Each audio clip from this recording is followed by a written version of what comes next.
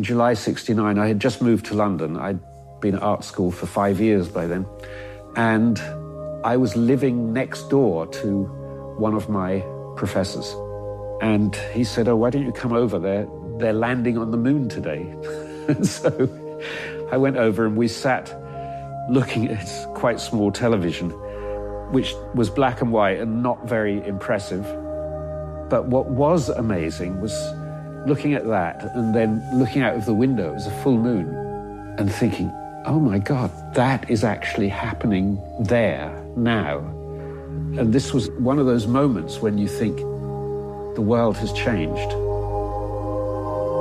Species 028.001, Albula vulpes, bonefish. What's up, what's up? It's Bonefish back at ya. My name is Christian. Hey, I'm Justin.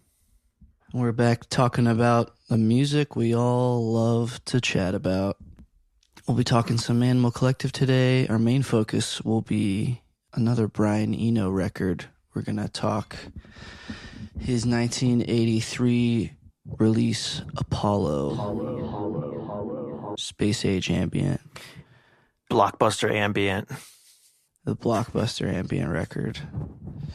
Before we get into that, Justin, you just caught Panda Bear and Toro y Moi live in Chicago. Yes. And how was it? And Nourished by Time. Were you nourished?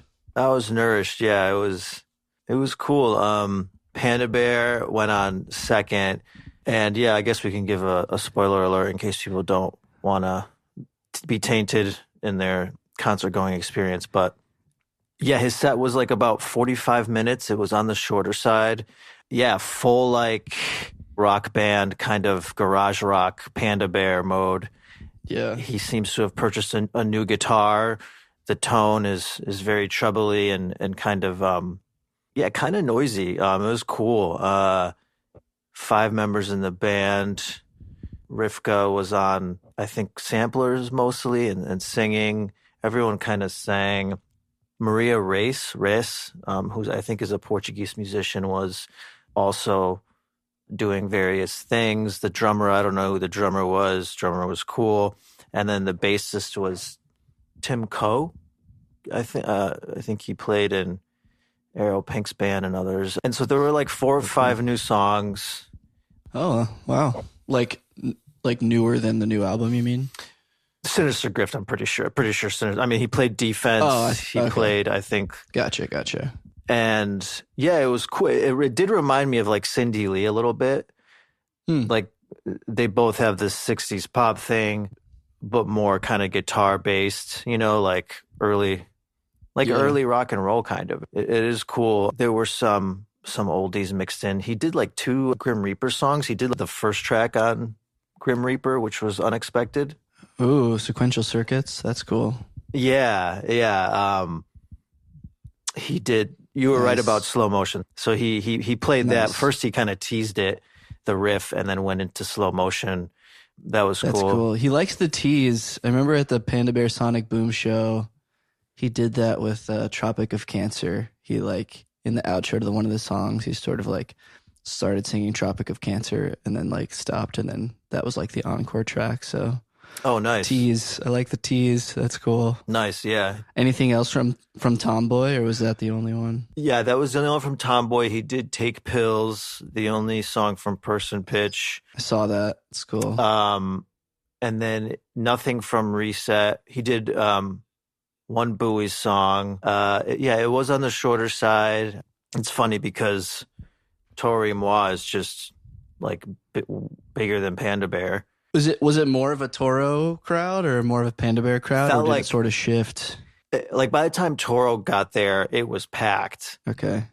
And from talking to some people, they were there for Toro. I met up with Ian, a.k.a. Jet Ski.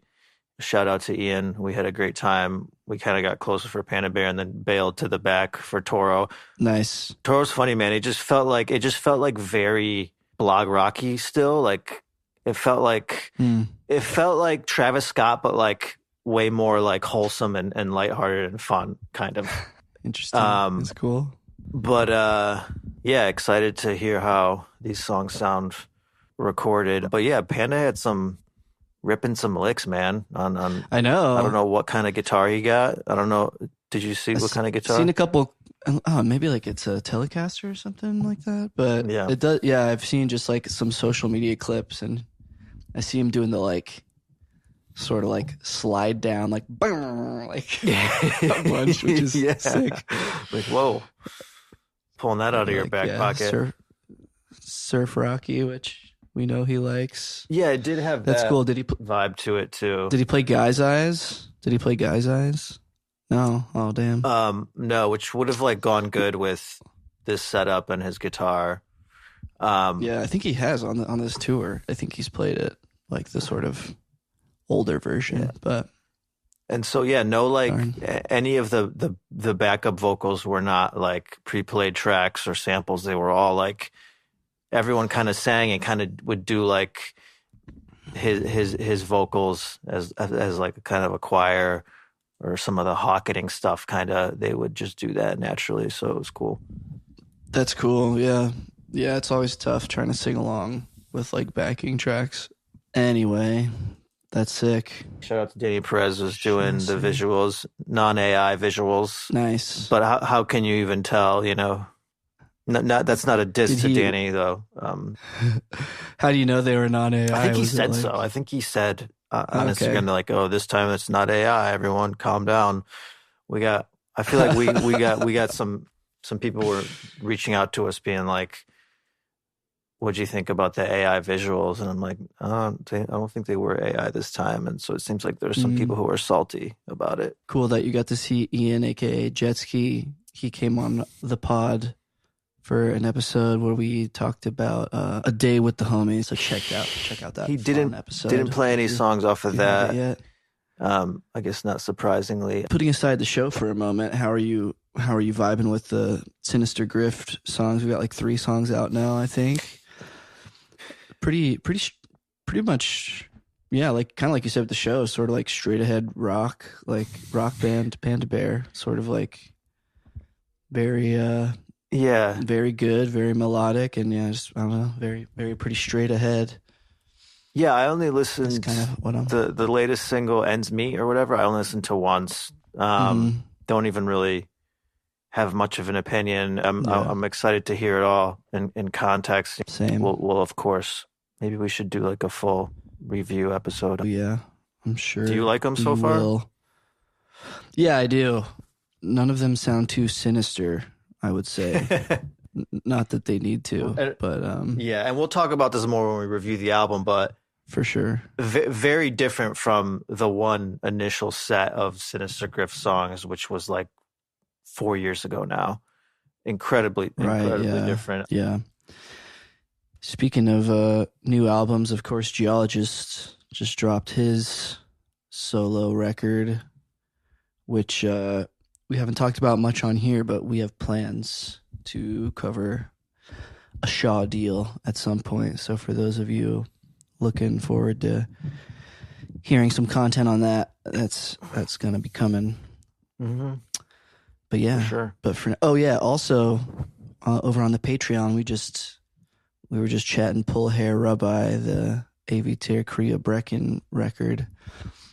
And they just had a little reunion in Iceland. I knew that AV and Josh Dibb and Brian went to Iceland for that little Reykjavik show, and there was a little pic that popped up on the Reddit page that was Kriya and AV in the same. Oh, really? Same photo. Well, that's good. So. That's good that they got a little reunion.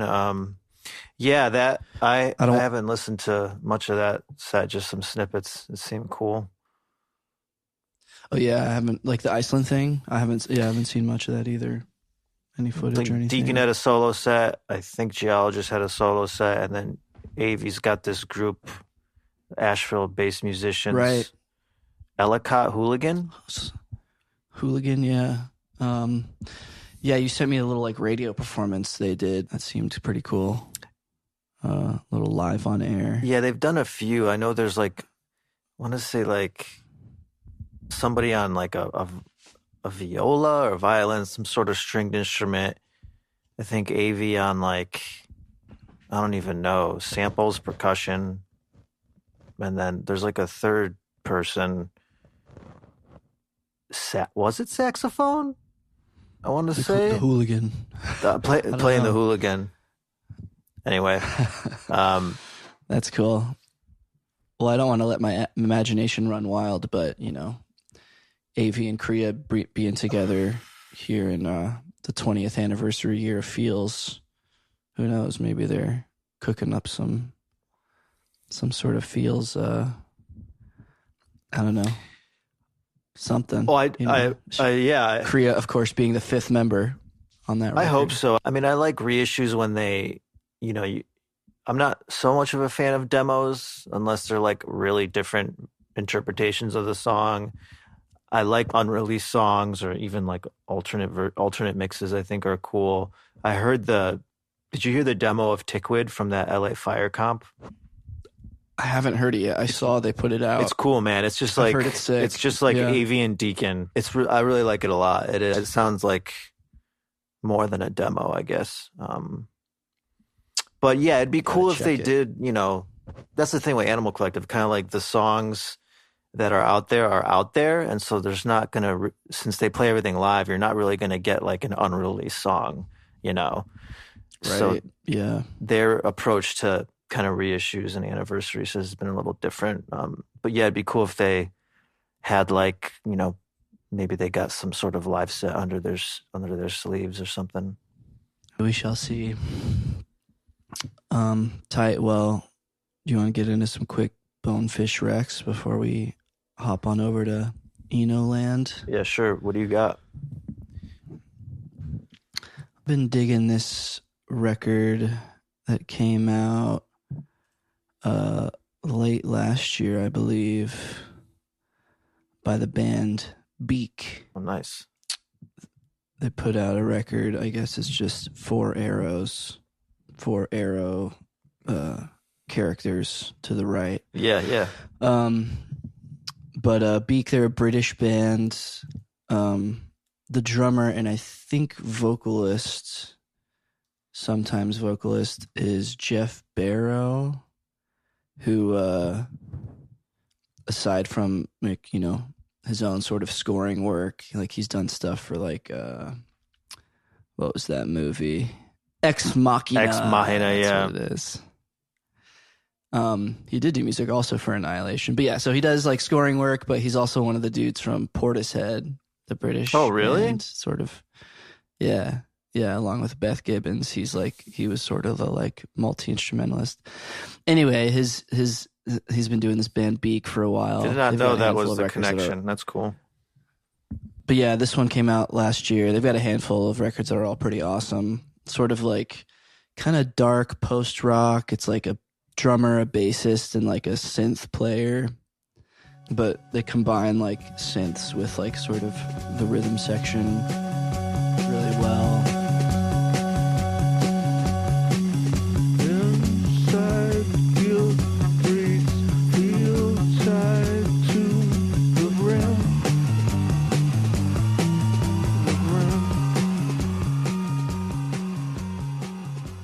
And yeah, they're coming to LA. They're going to play at Zebulon later this year. I snagged a ticket. Stoked to catch that show. Nice. What about you? Cool. Yeah, I like that album, the Beak album as well. Yeah, it's tight. I kind of spaced on it last year for our like best of the year. Sort of forgot about it, but it's made a resurgence. Yeah, for sure. Well, my listening. My pick as well is a 2024 pick that I discovered late in the year. It's called Searching by James Devane. I would describe this as kind of minimal, gushy, kind of ambient dance music, sort of ambient. If you like the West Mineral label and Huerco S and Loitus, you'll like this album. I hadn't listened to anything by this guy before. It seems like he's been around a while, but he hasn't released a lot of stuff over the years. But this is a great like headphones album. Bottom Dweller's a good song. Sweet.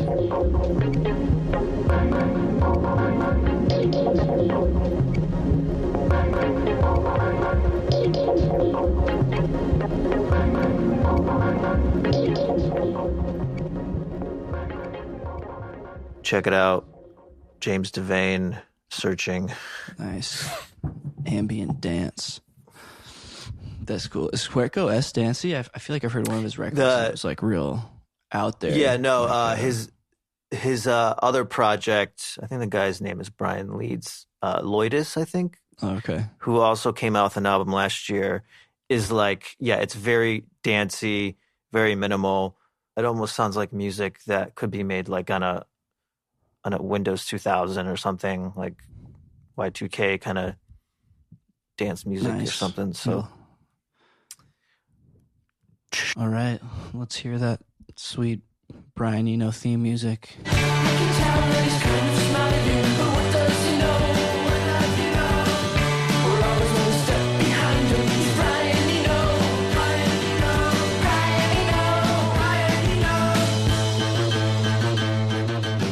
So, last time we talked discrete music, sort of his super duper minimal, but, you know, kind of proto ambient record, sort of the soil that would grow his kind of ambient style. Here we're fast forwarding a few years. In between this time, he's done the sort of properly titled, you know, Ambient 1, Ambient 2, Ambient 3, Ambient 4, right? Those have all come out in between Discrete and Apollo. One of Brian Eno's big things is like composing film music for like films that don't exist, you know, sort of imaginary soundtracks. Apollo here is sort of an outlier in the sense that these pieces of music were actually written for a film, a space documentary called For All Mankind. And also notable here is that he's working with his brother, Roger Eno. Raj is in the mix. And then, of course, Daniel Lanois, the Canadian, I believe, record producer. Sounds like it. Musician. So sort of a trio effort here. This is one of the records that you were sort of more familiar with before we embarked on this Eno Odyssey, right? Yeah, I feel like this was my first introduction to ambient music without really knowing it. I think I had Deep Blue Day on like a mix CD I made in like 2002. Don't know how I got there. Yeah, I think this one is like if you're trying to get somebody into ambient music, this is the one you would recommend. Big gateway drug for sure. Totally. There's a lot of good ones on here.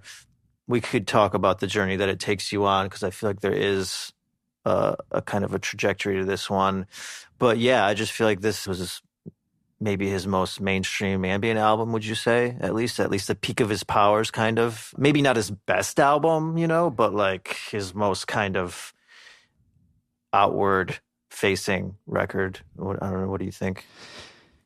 Yeah, this one definitely seems to have resonated far and wide compared to a lot of his other ones. I mean, whereas, you know, maybe Music for Airports might be, you know, that first track might be maybe more famous as a song. I think this album as a whole is certainly like maybe the most well-rounded ambient release of his, like in terms of quality. There's several like, you know, quote unquote, what'd you call it, blockbuster ambient tracks on here, like heavy hitters that really just have absurd, you know, streaming numbers for being like really slow, really spacious ambient pieces. Even though this music was written for a film, a space documentary, the documentary didn't actually come out until like 6 or 7 years after the album actually did. That's pretty so funny. It's kind of weird. They wrote the music for this. The documentary came out later. But bad then also this branding coordination. Yeah.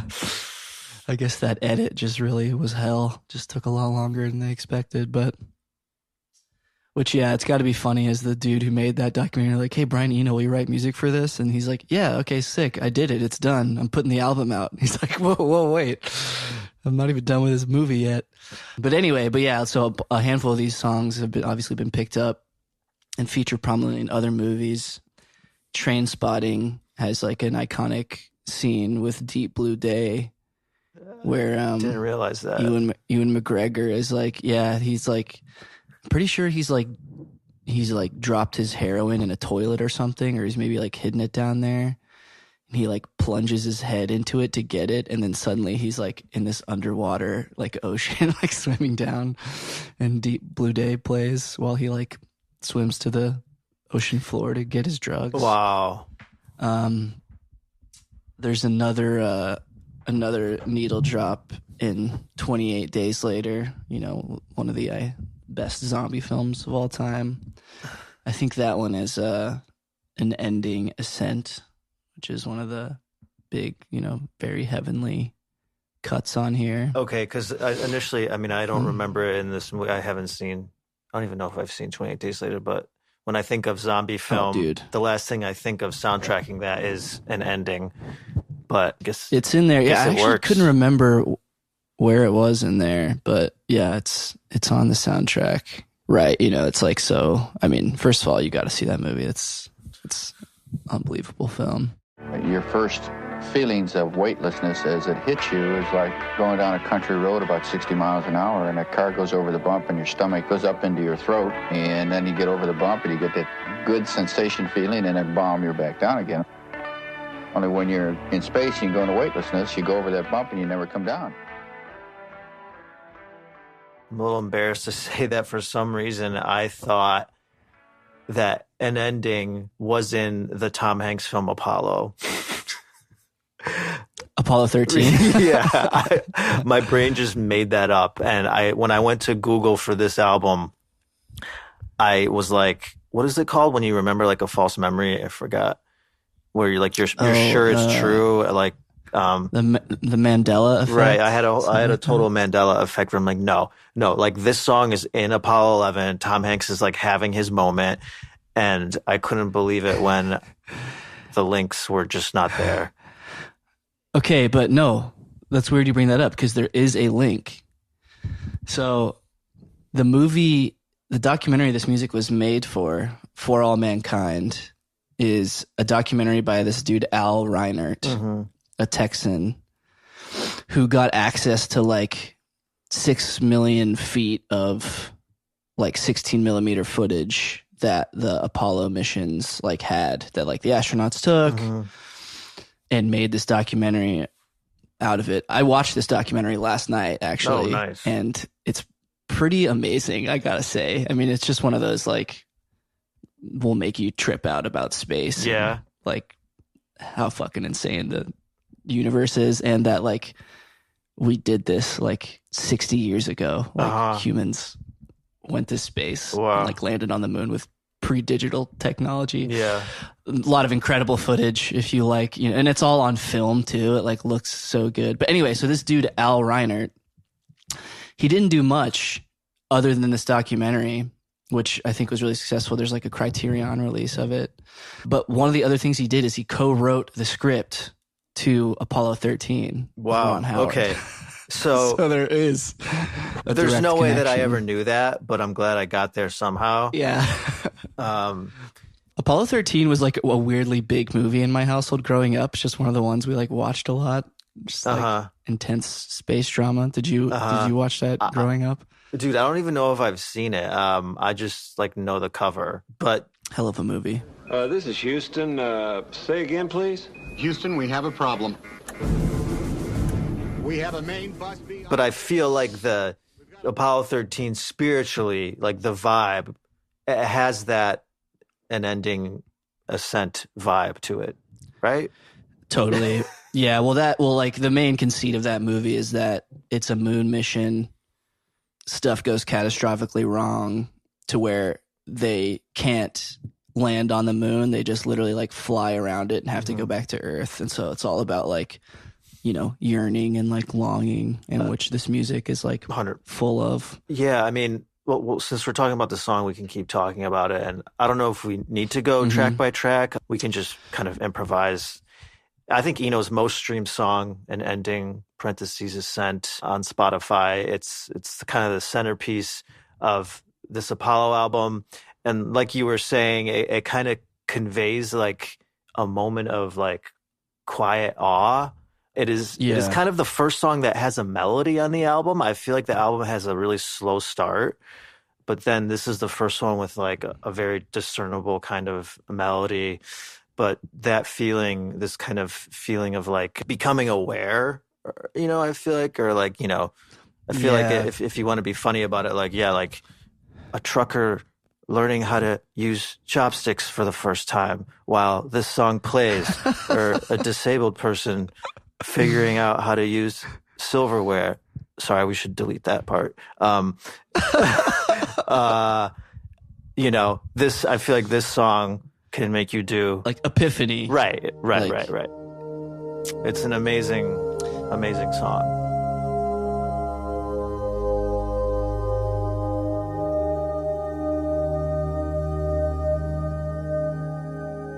Very ethereal, appropriately named. Does feel like, an ending of sorts. Like, this one kind of reminds me of like Music for Airports album, where it's like, it's sort of so beautiful that it like, there's a melancholy to it. Mm-hmm. Like, it's like, there's like, it's like heavenly, but in a way that makes you think of like death and like eternity.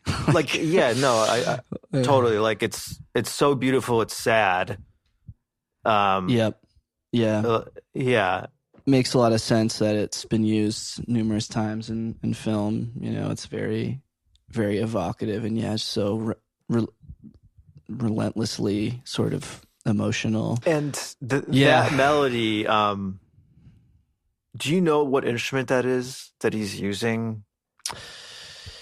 I don't. So a big player in this record is the Yamaha CS80, which is Eno's, one of his synths, and it's one of the first polyphonic synthesizers they made, meaning like it can play more than one note at a time, one pitch at a time, so you could actually like play chords on it.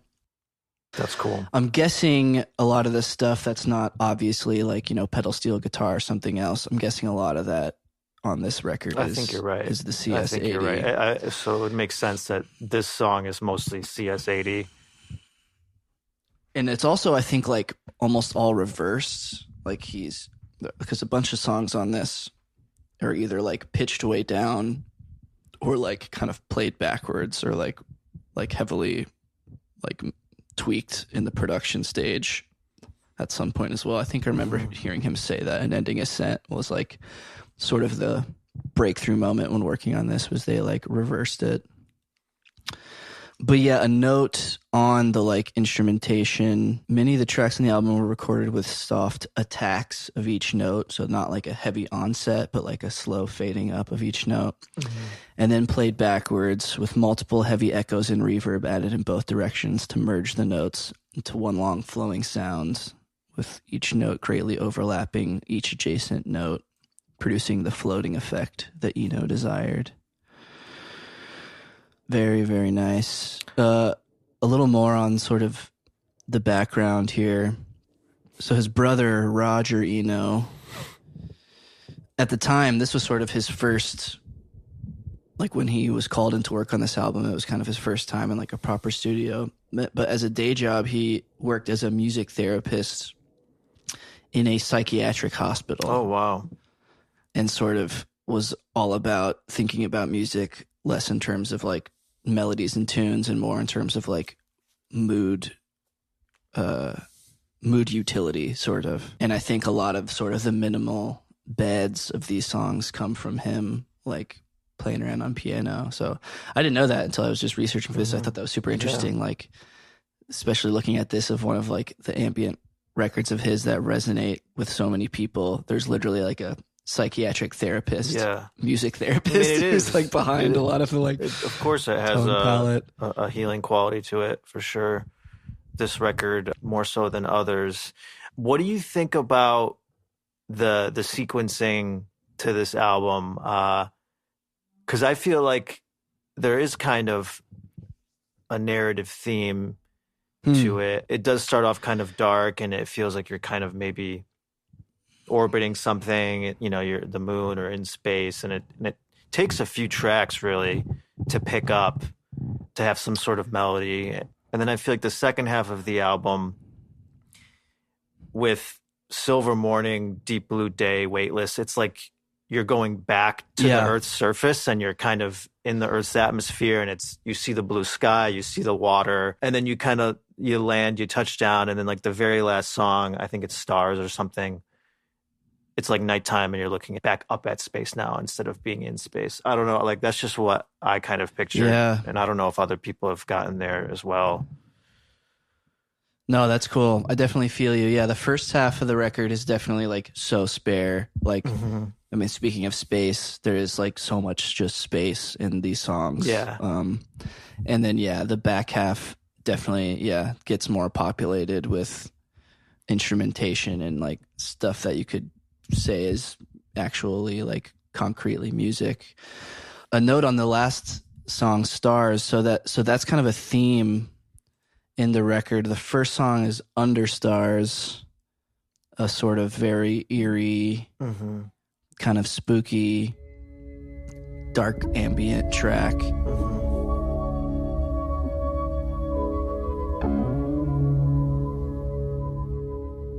Midway through, we have Under Stars 2, which is actually the same bass layer, but with like different accompanying pieces of music.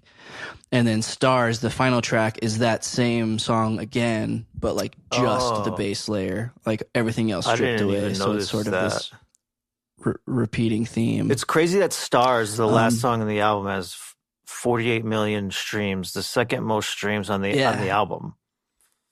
It's great, and it's like barely anything happens in that. Like, was that in another movie or something? Was it like in a? I don't know, maybe. I mean, but I totally hear you on like that one is like looking back up at space from home, because it's like, I mean, it is literally repeating some of the earlier music we've heard, but it's like the most minimal one.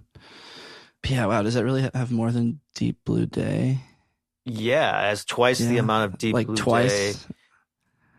That's crazy. Way more than like I think every song on here has at least a few million streams, which is crazy for an ambient album from 1983, when music maybe never got farther away from like the human spirit.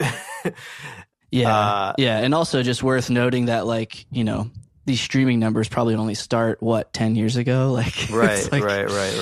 It's like, these are people like, none of this is obviously counting like the decades of listening people have done to this record. Yeah. Speaking of the first song and its sort of like dark ambientness, we also get like a taste of the sort of like space western flavor that this album has, for sure, with the little like, for sure, I don't know if that's like a bass lick or like a piano lick. It's sort of like sometimes makes me think of like the whole trend of, I don't know, 15 years ago, where like there was like all these dark alt country blues like bands and songs. I'm thinking of like the Breaking Bad theme song and this sort of like tumbleweed going across like dark blues riff. Almost like David Lynch music, kind of. Totally. No, you mentioned the western quality to these songs. That is something I think that he's talked about and was intentional, kind of using a pedal steel. I think, what is there, a pedal steel in Deep Blue Day? I think that's Lanois playing a pedal steel. Lanois on the pedal steel, and then also Silver Morning is a big pedal steel one too. Is that pedal steel? I know it's Lanois. It sounds, when that track plays, it really is like loud, I feel like. It comes in hot. It sounds like a guitar. I think it's guitar. It sounds like a guitar, but maybe I'm wrong on Silver Morning. You know what? You might be right. It might just be guitar, but definitely like, some sort of somewhat electrified, Telecaster or something. It's also kind of crazy how like short all of these songs are, especially for like ambient songs. Yeah. They really do a lot with a little. Like some of them, not much happens, but it still feels like you're in these little worlds for like a minute. speaking of the Western thing, there's some cool stuff. This is from an interview in 98 with Brian Eno, but he says, quote, "The idea was to try and make frontier space music of some kind." So when he was asked to do the film, he wanted to know what like the astronauts were listening to in space.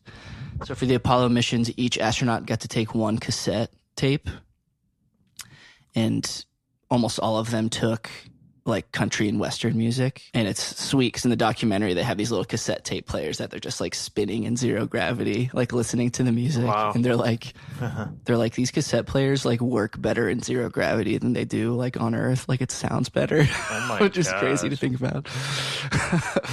But yeah, they took like basically frontier Western music and then also like the 2001 A Space Odyssey like soundtrack, which is hilarious. But the quote continues here from Eno. He says, "I thought it was a fabulous idea that people were out in space playing this music, which really belongs on another frontier, like the American West frontier, and seeing themselves as like these sort of cowboys, like space cowboys, continuing exploration into like the new frontier of space beyond the Western." So yeah, it's cool. It's like, I mean, basically this one way to think about this record conceptually is like a psychedelic, stretched out country Western. Yeah, music. no, like, that is really cool. like cosmic Western. Daniel Lanois' contributions really like make that shine, I would say.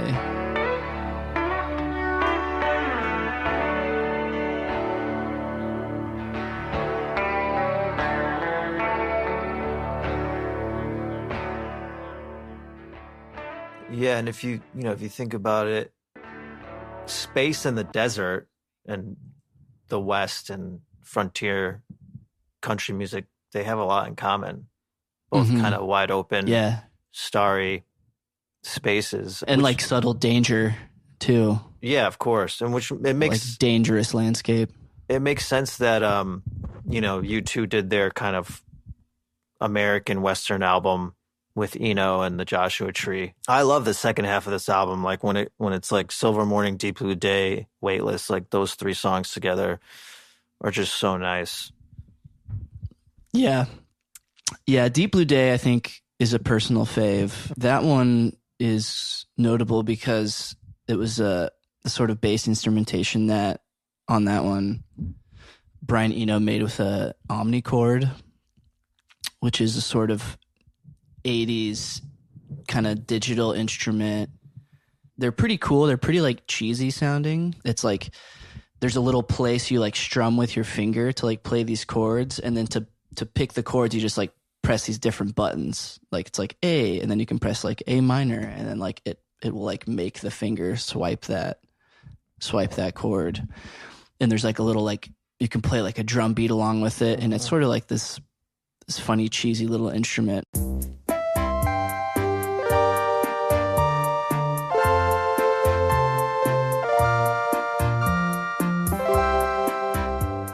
But for this one, he took this omnichord piece he made and just like slowed it way down. And that's why you have that like little bass line, like boom, boom, boom. Oh, yeah. It's like in its original format was like this really fast, like much faster, like, but then like slowing it way down, adding some Lanois pedal steel licks. And then it's just like ethereal bliss. Yeah, it's like you're floating in clouds or something.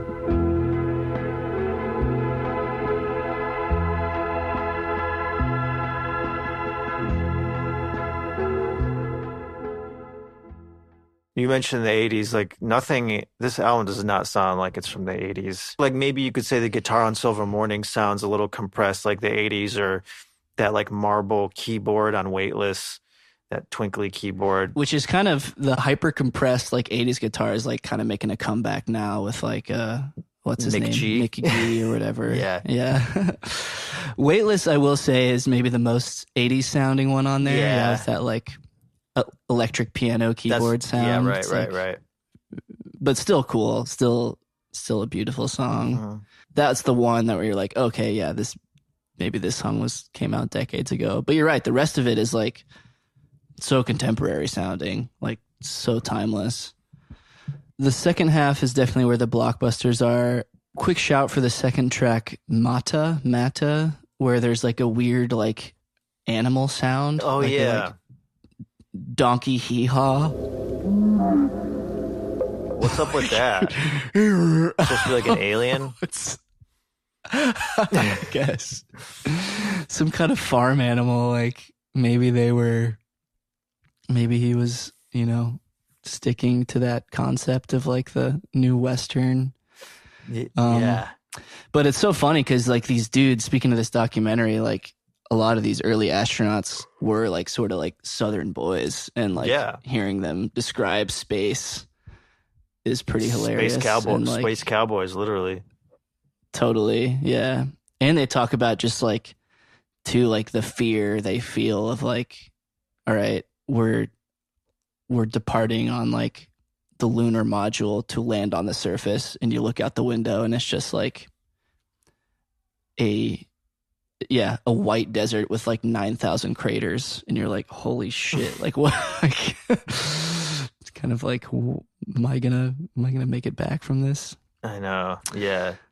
That was released a few days before July 4th, 1983. I was just gonna say, like, there's a cool little like mini doc on YouTube. It's like 15 minutes long, I think, by Noisy, where there's like brief interviews with Brian, Roger Eno, and Daniel Lanois, and it's about this record. Ooh. And at one point, Roger sort of tears up because he's talking about like the time they were working on this, and when like the Apollo missions were this new crazy thing, and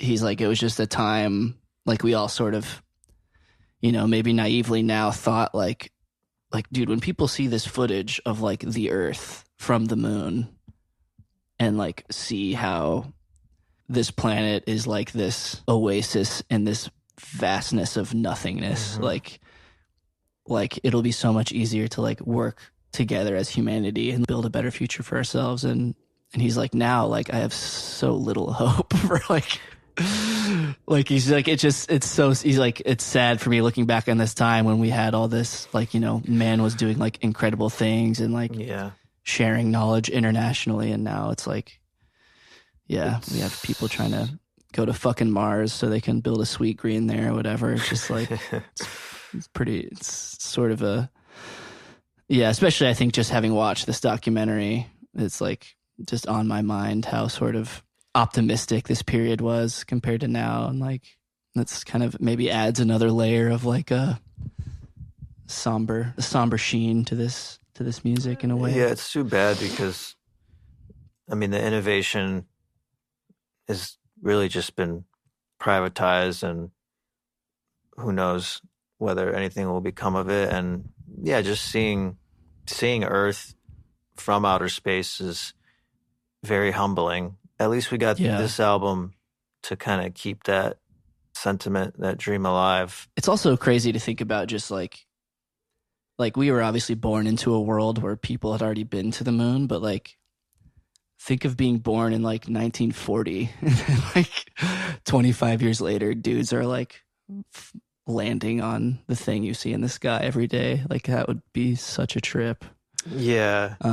So it makes sense that so much of like pop culture and music sort of around this time was just sort of like obsessed with this. Like it really is. It's sort of old hat to us now, but part of the joys of watching this documentary is it sort of puts you back in like this perspective of like, holy shit, we're actually doing this.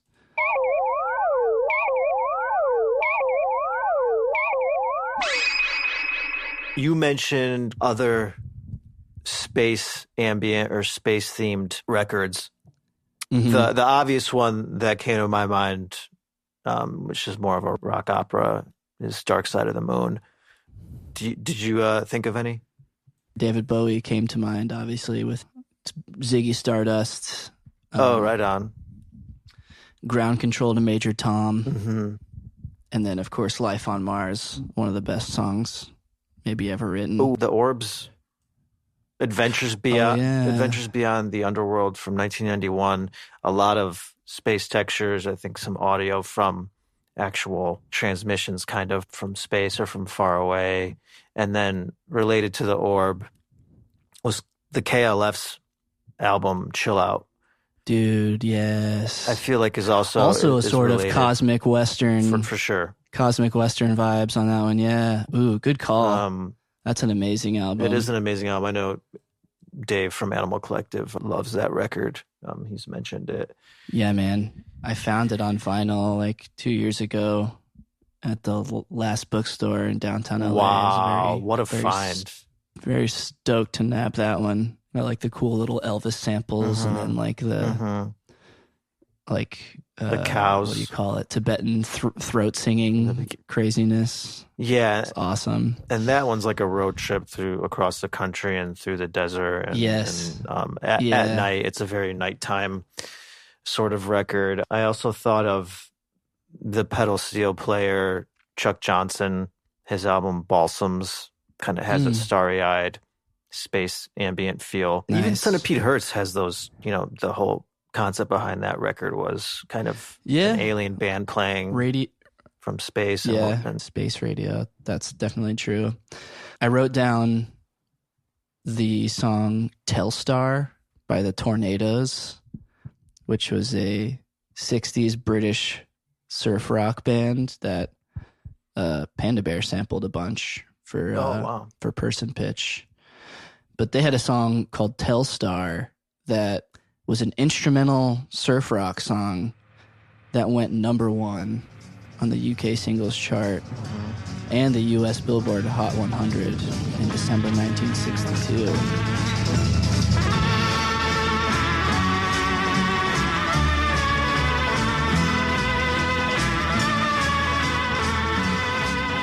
Just like a funky little space-themed surf rock song, and it's just hard to imagine like a time where that kind of thing could be the #1 song in the United States and the United Kingdom. Just like a little, like, I think there's like a keyboard on it, some kind of thing that was like spacey sounding, so they decided to name it after this satellite called the Telstar. Nice. And I think also just the space craze maybe also fueled its success. Yeah, that's another space song from history. Cool.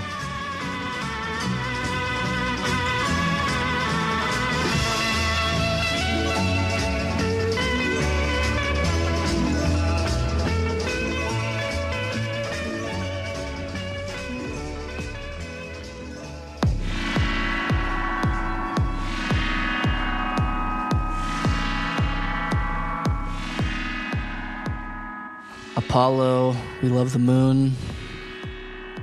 We don't like SpaceX, though. We've done it. We don't need to do it anymore. Stop launching shit into the night sky and polluting our atmosphere. Thanks so much for listening and hanging out. If you're digging this, tell a friend, turn them on, leave us a nice review. It always helps. If you're listening on Spotify, you can comment. Oh, yeah. Leave a nice comment and not a mean one, or I'll just delete it. And check us out on Patreon. We got exclusive eps over there. It's been fun doing this little Brian Eno series, but, we're still talking AC. Some listeners were reaching out concerned, like, does this mean we're done with the AC talk? No, we're still hanging. We're still in that zone. Just branching out here and there, We'll probably do a few more episodes for our Brian Eno series. So yes. Hop on for that one. Yeah. See you later. Peace.